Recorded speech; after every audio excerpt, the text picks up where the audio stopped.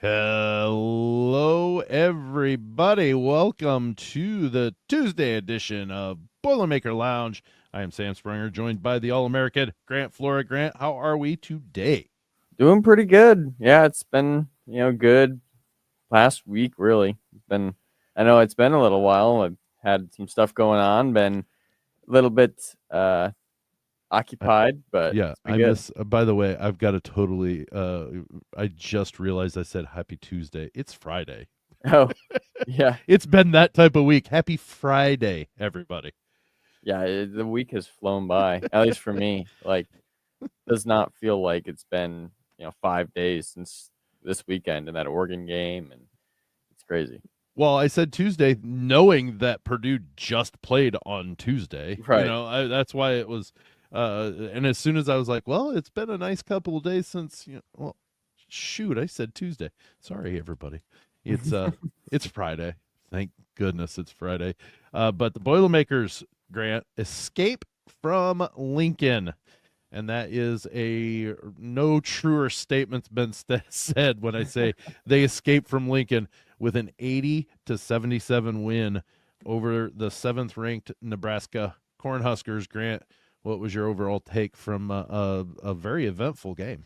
Yeah, it was another one of those where like you come away feeling like, man, like it almost leaves a bad taste in your mouth when you give up a 22-point lead in the second half.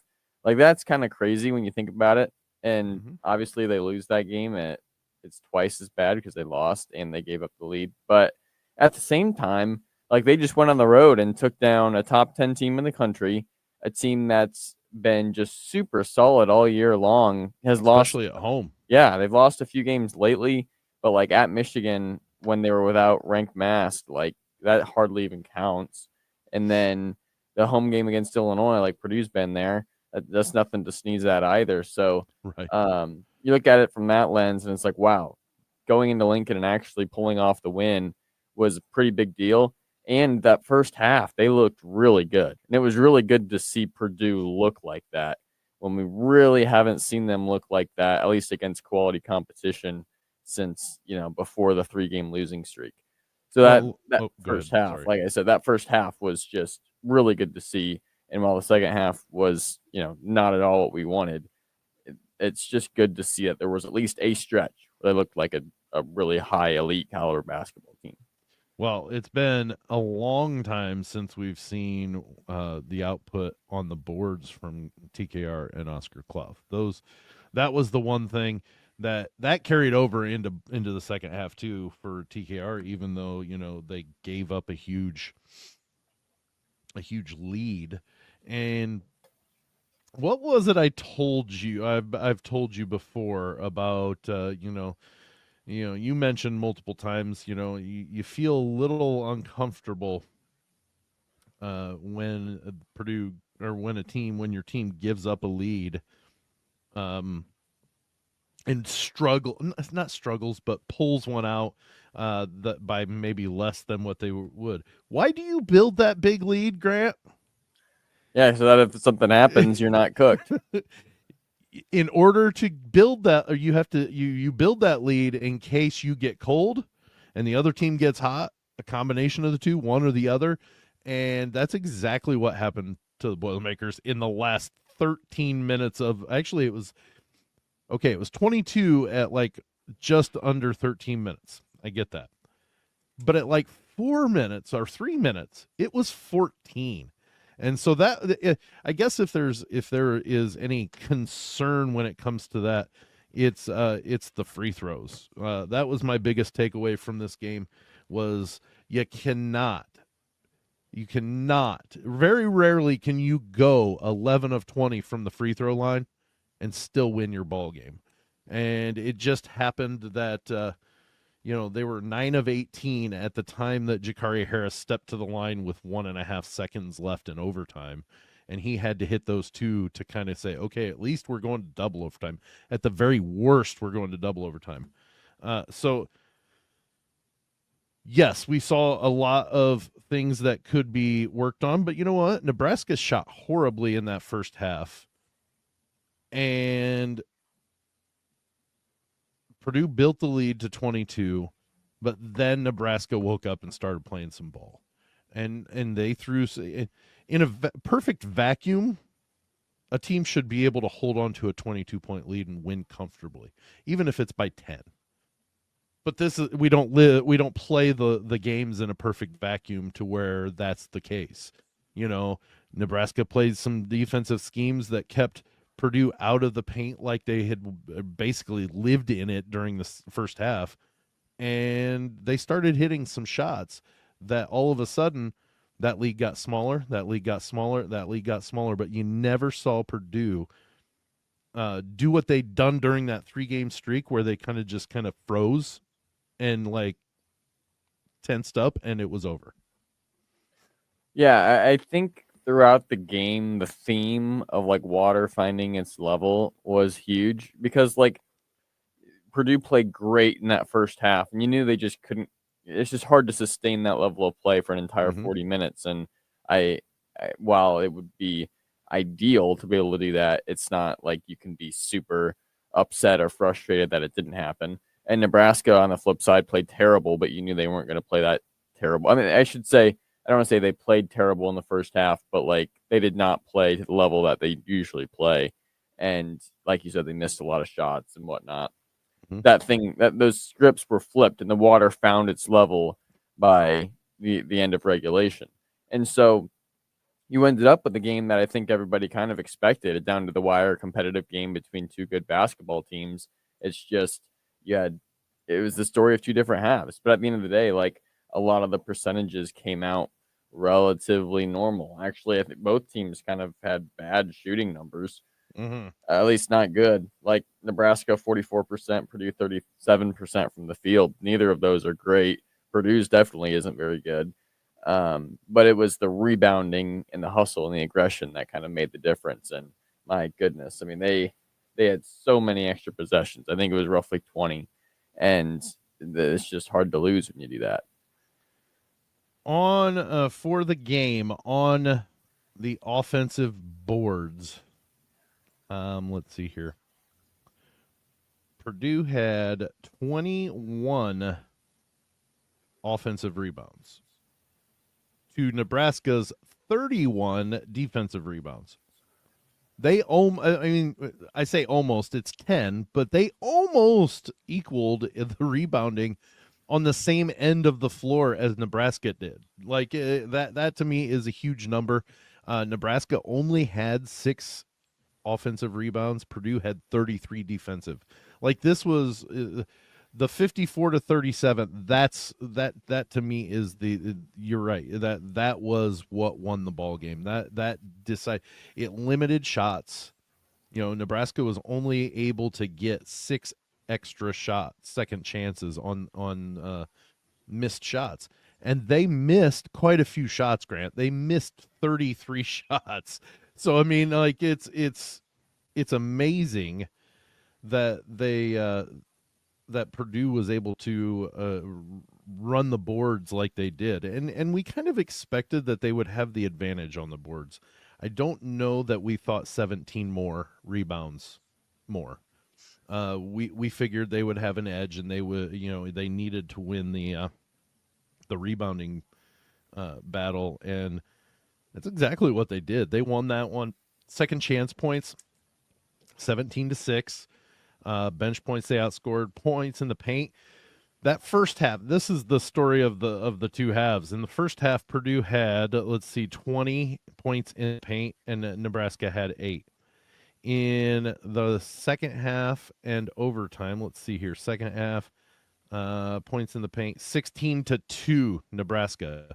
Nebraska changed what they were doing defensively and took the paint away from Purdue. Like they weren't able to get in there.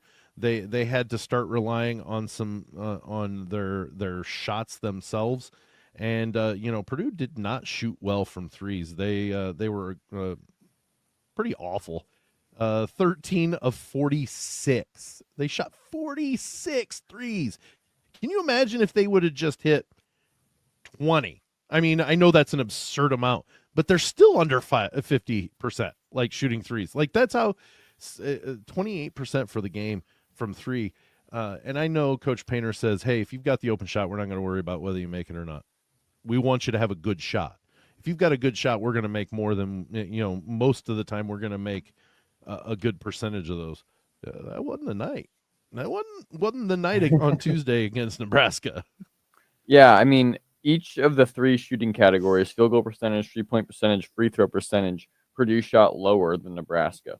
Every one of them. Mm-hmm. That's how you know the rebounding was so important. Is because if the possessions are equal and you shoot that much worse than your opponent, you're going to lose. That's just mathematics. But if you get 20 more possessions, which Purdue did because they had 3 less turnovers, 17 more rebounds, then it gives you that room for error. When you're on the road playing a good team, like that's huge. You're not going to shoot as well on the road 9 times out of 10. The other team's probably going to shoot better. They're going to go on runs. And so being able to control what you can control, which are things like rebounding and turnovers, that gives you the edge and the ability to make that difference up where maybe, if you're on the road, usually the other team has an advantage in a lot of those, areas that are more streaky. But in this case, Purdue just controlled what they could control and made it happen. And I know it's not like when you lead by 22 and then give it up, it just doesn't look very good. But if you look at the performance from tip to final buzzer of overtime, and you don't worry about the ebbs and flows in the middle, like this formula is exactly what you have to do to win road games. The only real thing then I would critique was defense. I think that can be controlled. And I think second half, the defense was pretty poor. But again, from tip to final buzzer, the formula for a big road victory was kind of there. Yeah. And you're talking about, and I don't know, according to this in-game StatCast, I don't know if the overtime percentages are not part of the game percentages. I would assume they are, but they give a separate overtime category compared to game. Purdue lost all of them, including all 3 of them in overtime. If you want to, if you look at overtime, they shot 3 of 10. They were 2 of 8 from threes, 4 of 7 from free throws. Excuse me. Nebraska was 3 of 5. 1 of 2 of threes, and 2 of 2 were for free throws. But the thing is Purdue out-rebounded them 8-2. So they definitely, and they outshot them. They had twice as many shots in that overtime, but they shot 8 3-pointers in overtime alone. And luckily they were able to hit 2 of those to kind of bolster it. And it just this was not, and excuse me, we talked in the post game, Dustin and I did. This was, even though they had a 22-point lead and it evaporated, they still found a way to win on the road against a top 10 opponent in the country. I know there are people, and I've seen it, saying that this just solidifies that Purdue is not anything compared to what we thought they were going to be at the beginning of the year. This is just yet again an underperforming team. No, that needs to stop right now, because you know what? In that second half, they shot horribly. They shot 31% from the field. They were 9 of 29 and 6 of 19 from threes, and 4 of 10 from free throws. They were horrible in their shooting in that second half, and they still won the ball game. They still won. Yeah, the Purdue, social media team, Boiler Ball, whatever, they put together that YouTube video, the Nebraska movie, and so if you go on YouTube, you can watch it. But it has a lot of behind the scenes stuff and mic'd up coaches, things like that, where you can hear them. And at the very end of that movie, they're kind of huddled up in the locker room, and you can hear them as it kind of fades to black. They're just all right, 7 more. They have their eyes on winning out this regular season and having a shot to win the Big Ten championship. And obviously, if you do that, we've talked about the schedule. You still got Iowa, Michigan, Michigan State, IU. Like, they've got a lot of big games coming up. And if you can, even if you go 6-1, like, that is not an underperforming team. That's going to be a top 5, top 10 team in the country, one of the best in the Big Ten, if not the best in the Big Ten, and a team that has a chance to go to a Final Four and win a national championship again. And I think the fact that they have their eyes set on that still, even after going through a lot of turbulence, and I'm not just talking about the 3-game losing streak. I'm talking about some of those games before that. I'm talking about the Oregon game. Like, there's been a lot to go through in addition to the actual losses. And I think it's going to really help this team grow in a lot of ways like it did last year. But I think they're going to be better positioned to actually make that deep run by the time we get there. Well, I think, and no, I'm not happy they went through a 3-game losing streak or have been going through the struggles in which they have. Excuse me. But it is seasoning them to make them a better team for a run. I really do. Them having to figure it out. And to say that there's poor coaching, grand scheme of things, I'm sorry. Yes, I understand that coaches make some decisions and they do decide on who's in the game playing. Excuse me. The only people that made more than one 3-point attempt were all starters. Benter was 1 of 3, Meyer was 1 of 3, Harris was 1 of 3. Yeah, if you give them more time, they may shoot 4 more, but are they only going to make one? I mean, you're talking about make these in-game adjustments. Who you going to put in? I know, I understand it is unheard of to see Fletcher Loyer shoot 17 3-point attempts. But they were open shots. He didn't pressure them. He didn't rush them. They were open shots, and if you were watching them, I want to say 8 to 10 of those 3 attempts, Grant, not from necessarily just Fletcher, but all the guys rimmed out. Like, they were soft and rimmed out. They were on the line. They'd hit just off the front or just off the back to where, look, they're on the line. They're just missing by that much. And we're talking about a totally different story if they're not just missing by that much. I get it. That's a what if, but still at the same point, who are you going to put in for these guys? Nobody was hitting shots. So it's not like you're going to just magically throw somebody in the game and they're going to all of a sudden be able to hit shots. Yeah, I hate to even go here, but it's almost like those rims were just a little bit different. Something about them, Yeah. I mean, I don't subscribe to that super heavily, but like at the same time, some rims are different. And Nebraska struggled in the first half and Purdue struggled in the second. Yeah, like who knows? But like I get what you're saying. I get what you're saying. Like Fletcher Loyer's been playing better these last few games, and he, even though his efficiency wasn't there, like he was taking those shots, he made some big ones, and he did a lot of good things for this team, led them in scoring. And you just look at some of these other guys too, like, yeah, the numbers just weren't there. Like, they weren't efficient. But like sometimes we get so caught up in like the percentages and this and that and the other, and like at the end of the day, it's about finding ways to have more points on the scoreboard when the clock strikes 0. And they did. Yeah, and these guys, Braden Smith and Fletcher Loyer, have been as good at that as anybody in the country for the last 4 years. And so you're still going to ride with those guys pretty much no matter what when you're in these games. I saw somebody, I don't even know who it was. Obviously it was just somebody randomly complaining about Purdue. Excuse me. That said, well, Fletcher's back to struggling. So after 2 games of going 10 of 16, I get it. He went 4 of 17 in this one game, but nobody really hit any shots. I mean, Braden Smith was 1 of 9. Only slightly better percentage-wise than, than Fletcher Loyer, or Fletcher. CJ Cox was 3 of 10. Only slightly better than Fletcher Loyer. those three right there, 36 3-point shots. The rest of the team only shot 10. They were 3 of 10. The rest of the team was 3 of 10. I get it. That's a better percentage, when you put the whole entire rest of the team. And I don't know why TKR took the 3 that he did, but he did.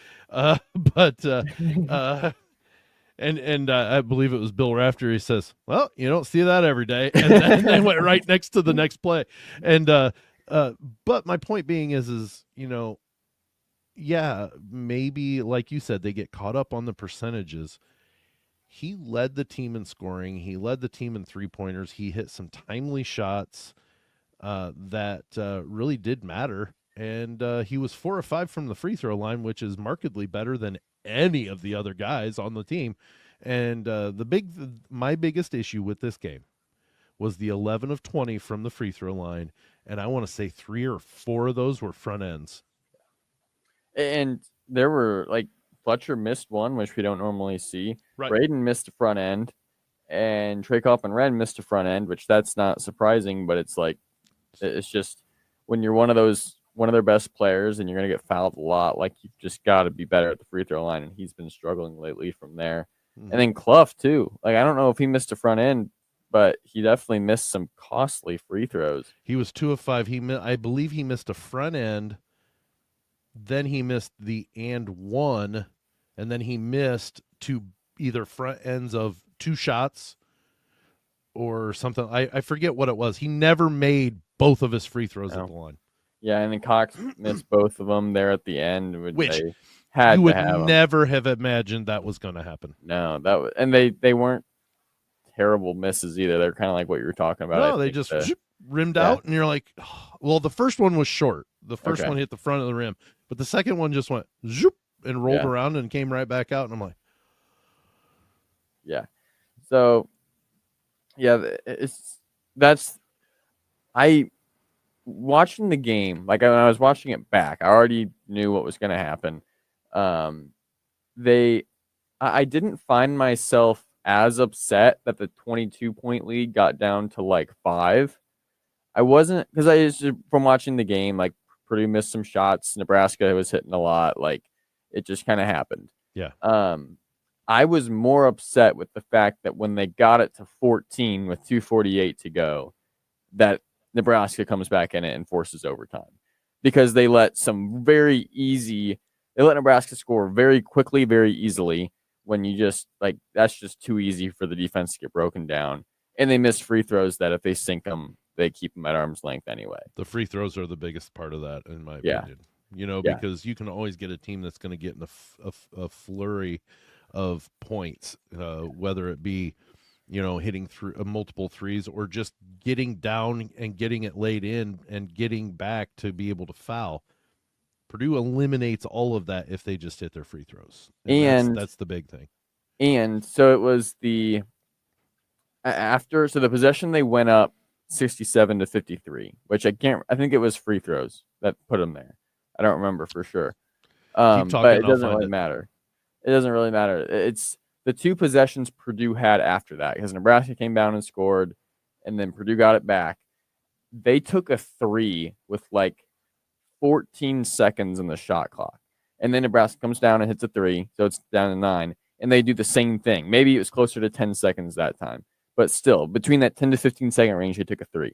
That's 2 possessions in a row when there was 2:48 on the clock when Jack Benter took that timeout and Purdue was up 14, if I'm not mistaken. Yes, I believe you're right. They could have winded that shot clock down to 5 both times, probably gotten similar looks from 3, missed them, but you take 20 more seconds off the clock, and now instead of a minute 40, which is, I don't know if that's exactly what it was, but probably roughly at that point when it's 67-58 and Purdue misses the 3, now it's down to a minute 20, and those 20 seconds are a big deal, because at that point, if you can just use most of the shot clock offensively, slow them down a little bit defensively, you don't foul, and then you can sink your free throws once it gets down under a minute, you're going to win the game. You don't have to score another field goal. You just got to make free throws, take care of the basketball, use up the shot clock, and you should be good to go.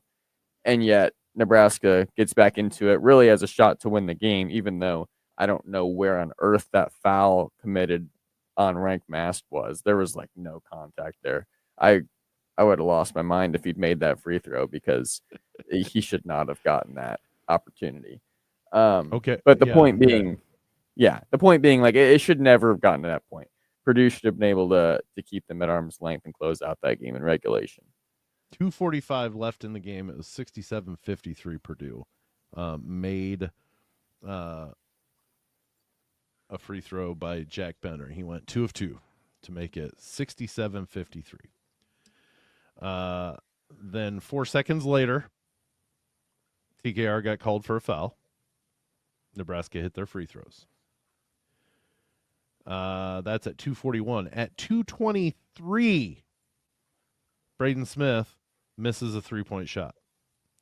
Offensive rebound, Jack Benner. You're sitting here thinking, okay, don't know why we took that shot so quickly, but let's slow it down. Let's use 17 of those 20 seconds you get back, right? You can take it to 2 minutes even.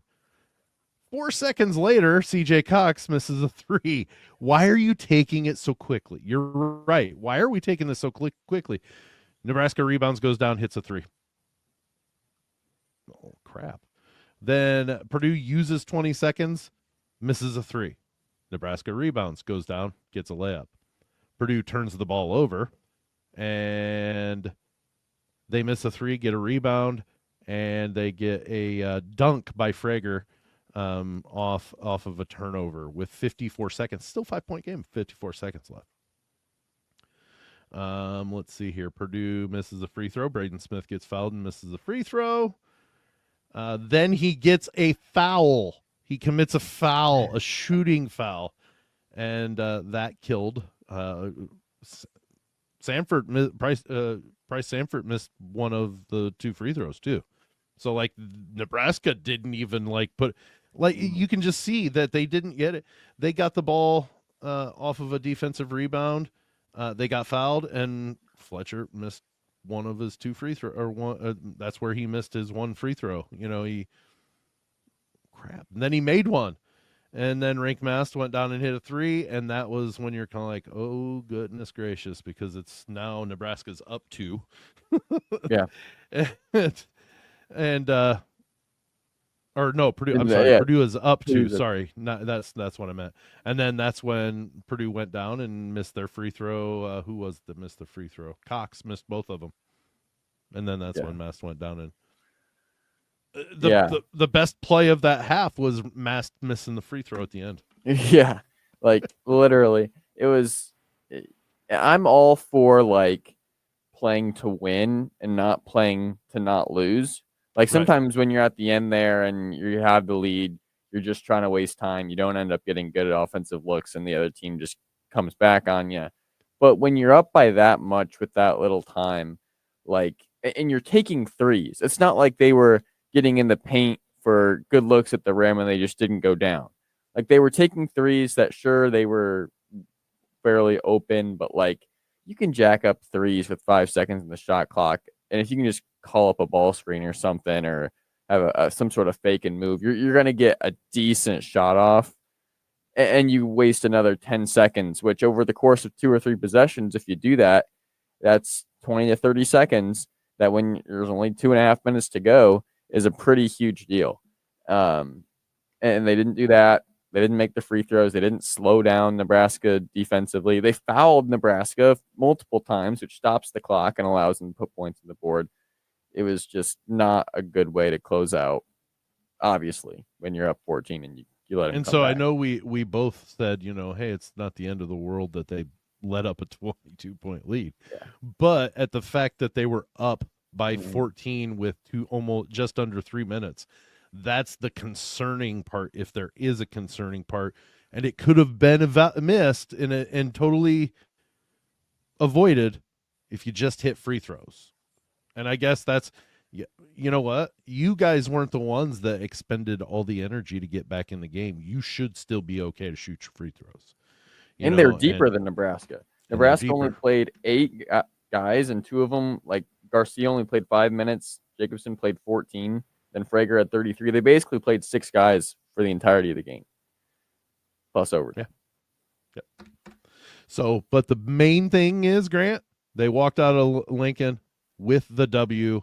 They, like you said, they've got 7 more. Hey, 36-4 doesn't come by them going 6-1. It's 7-0, baby. Yeah. But if they go 7-0, 6-1, heck, even 5-2 with that lineup for the rest of the 7 that they've got with that. Now, granted, they can't lose to Northwestern, yeah, but you lose to the teams that are highly rated teams that are on that schedule. But they win 5 of those 7, 6 of those 7, even all 7 of those 7. People should be watching out for them come March. Yeah. For come the tournament. Yeah, 15-5 is a solid Big Ten record, especially with that good of a conference, and it's not as good as I think what they're capable of doing and what we would have expected beginning of the season. But like 15-5 will win the Big Ten some years. I don't think it will this year, but some years it will. And they only had the 1 loss in the non-con. It still sets them up for a top 3 seed in a region, I'm sure. And for sure. I think if you can get with the right 3, wins, I think they could be a 2 seed.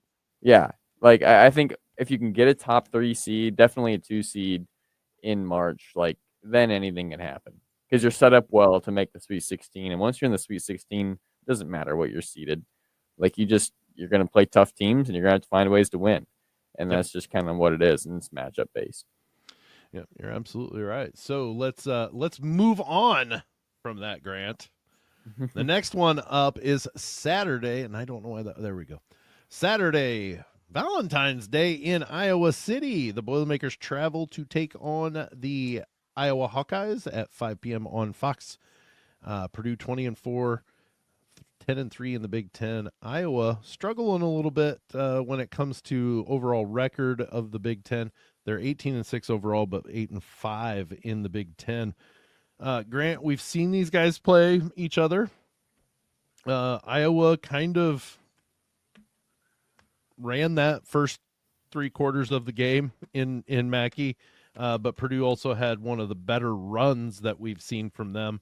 In a lot of games this year where they went, I think it was 16 of 17 to finish out the game and was able to beat Iowa at Mackey. This one's going to be a little bit more difficult because Carver Hawkeye is always difficult to play at. But this is a winnable game.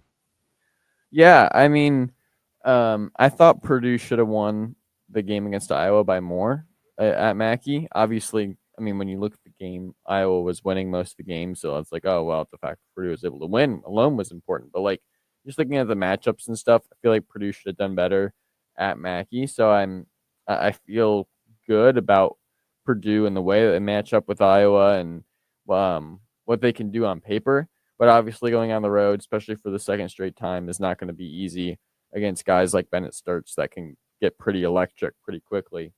Iowa, since the loss to Purdue, didn't lose again until their most recent game where they lost at Maryland, a game that you would definitely expect them to win given what Maryland's been doing. At Maryland.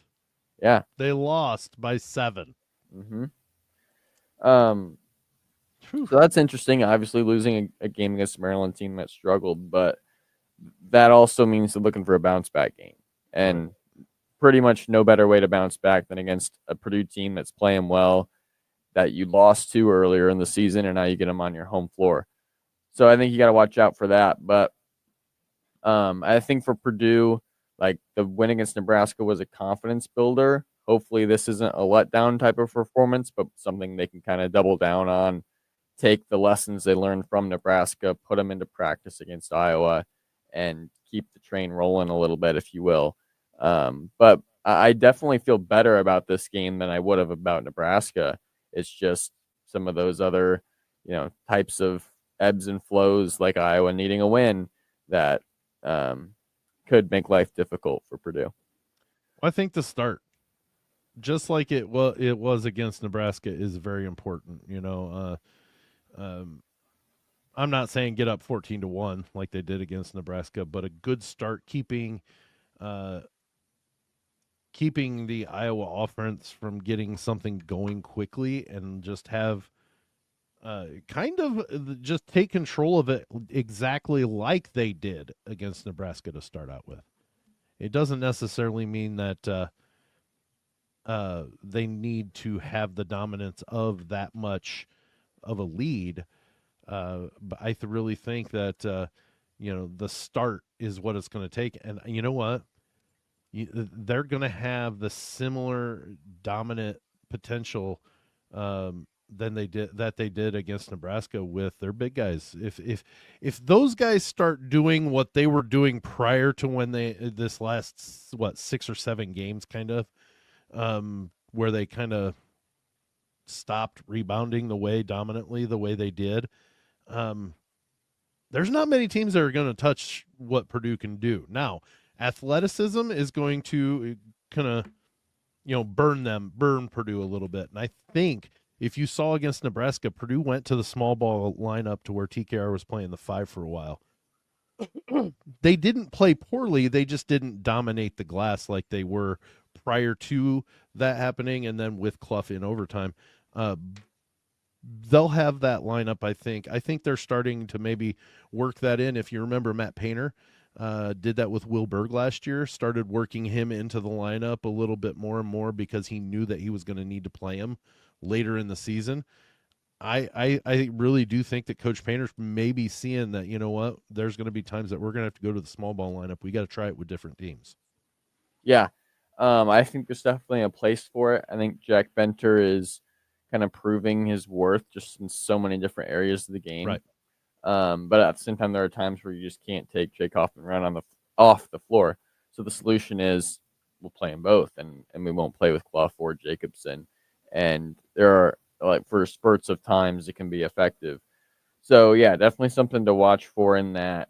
I thought in the first game against Iowa, from a defensive standpoint, I thought Purdue did a pretty good job on Bennett Sturts overall. Like, I know CJ Cox locked him up for the first half of the game. Right. So he had 19 points of the game, Sturts did. But in that first half, he definitely struggled a lot more. CJ Cox did a good job. The difference was, I think Purdue put a lot of focus into him, and Tavion Banks, Cale Combs both really made him pay. Knocked down every open shot they got, even shots that really weren't open. They combined for 7 of 8 from 3 in that game. Yeah, it's definitely those. Bennett Sturts is somebody you need to pay attention to. Absolutely. But you can't forget that Iowa isn't just Bennett Sturts. He averages 20.4 points a game. Well, Iowa scores more than that a game, so you've got to understand that they're not coming just from him. Now, if you can get him in some foul trouble, which Sturts has shown that occasionally he can get into some foul trouble, I think that's where Iowa kind of falls apart a little bit comparatively, because Banks and who was the other one you were just talking about? Combs, thank you. They maybe need Sturts in the game to be able to be as effective, because more people are going to pay attention to what Bennett Sturts is doing and where he's at, and making sure there's a man always on him, because as soon as he's open with the beyond 3, he can take the shot and he's in range. Period. It really doesn't matter where he's at. He's in range. He can shoot the ball. So it's one defensive thing. It takes one defender away, so those other two can do their work. And I think you're right. Purdue kind of forgot about them in that first half, and that's why Iowa was able to stick around and have a lead for part of that first half, and then really blow it open. They were up by 9, 3 or 4 minutes into that second half, and Purdue looked lost. Like, they looked absolutely lost. And I think it was Banks that had the breakaway dunk to make it 9 in that game. And you just you could hear people going, what in the heck is going on? Like, that wasn't verbatim, but you could just tell that people were looking at each other like, what is going on here? Like, this is not supposed to happen. Sturts hasn't done a thing, and we're losing by 9, and then Purdue went on their run. Yeah. Yeah, and the other thing, too, that's kind of telling is Bennett Sturts had 4 assists in that game, 3 turnovers. And I know Bennett Sturts isn't as good a passer as Braden Smith, but he can pass the basketball. I don't know what he's averaging assist-wise, but he's had some high assist games so far this season. The fact that he only had 4 tells you, like, okay, Purdue did a better job kind of shutting down what he was doing. They were at least making him, 2 passes away from the shot. He And averages 4.9, so okay, he has more games where he has more. yeah, Absolutely. and that's I think it's too that he's just capable. Like I would imagine he's had some 8 assist games, maybe Right. even 10. Um, so like that was a pretty big stat that I think can kind of help define. Okay, Bennett Sturge had 19 points, but like Purdue was able to minimize the damage that he did. Um, and then, what, like you said, outside of Banks and Combs, really not a whole lot of production from other guys. You had Manyawu. I don't know if that's how you pronounce it, but I think he's a 6'8" freshman for Iowa that had 13 points at a good game, 3 of 5 from the free throw line. But like in all those other areas, Purdue should have a major advantage. And if they can kind of replicate the formula from Nebraska where they pound the glass hard, even if their percentages shooting wise are a little lower than Iowa's, or making up for it with those extra possessions, forcing Right. turnovers, taking care of the ball. I think they end up all right in this game, but they got to keep their heads and keep doing those things that they know they can control. Yeah. Yeah. It's definitely taking care of the ball, not turning the ball over on silly turnovers with silly turnovers. It's definitely and the boards and a quick start. I like I said, I don't necessarily think it needs to be. They need to be up by double digits before the first media timeout or whatever. You know what I mean? It just is. They need to have a strong start to where they're hitting a couple of shots, they're getting a couple of stops early, and really just kind of disrupting what Iowa wants to do, and it makes it a little bit more of a uh, playing at Purdue's pace rather than trying to get back into the game, because Iowa can hit some shots. They can hit some shots. They can get out to a lead. They score 77, almost 78 points a game, so they can put points on the board. They shoot the ball pretty well. They shoot better than 50%, 51%. They struggle a little bit in the rebounding, so Purdue should, if they can crash the boards and control it, have effective rebounding from TKR and Oscar Clough. Purdue should have this game. They should win this game.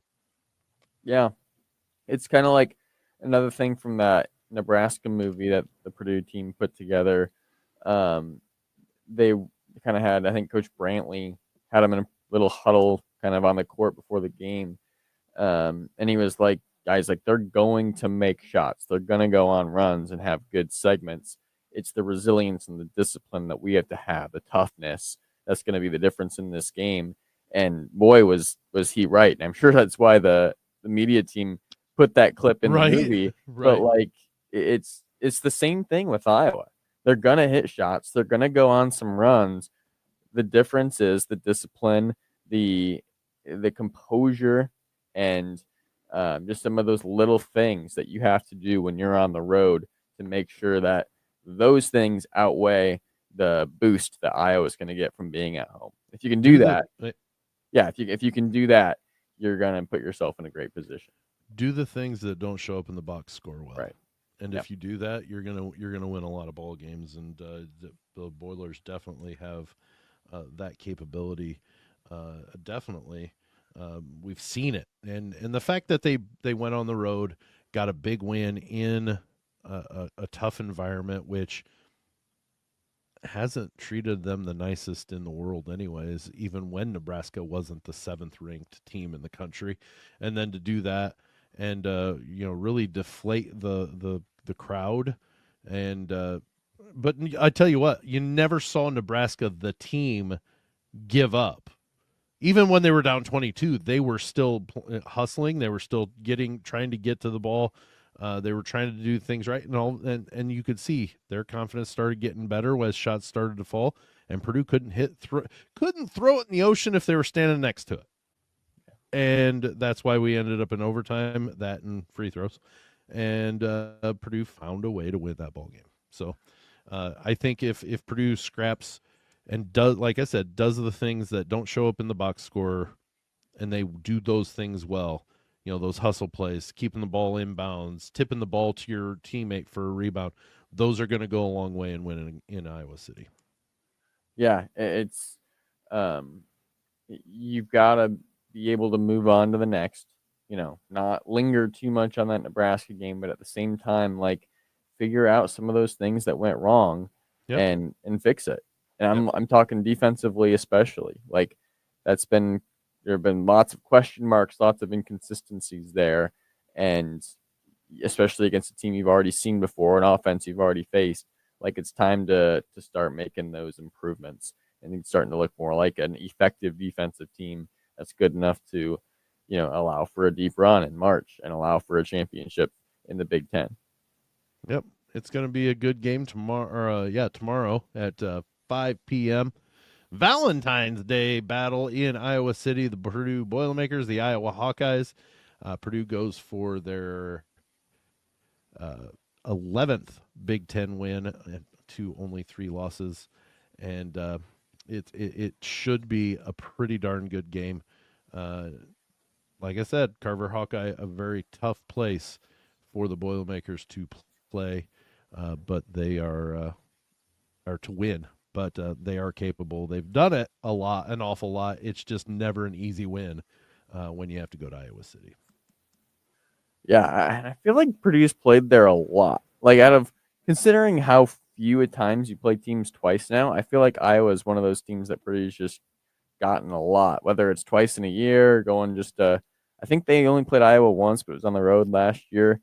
I feel like they've had to go and play there a lot, and it's always kind of like, we got to get through this game. So think about this: they play Iowa, Wisconsin, and IU. Those are the 3 teams they play home and away. And Wisconsin has beaten Michigan and Illinois both on the road. yeah. and they come into Mackey at the end of the season, and it's always difficult. Iowa's good most seasons. They're not dumpster fires very many seasons.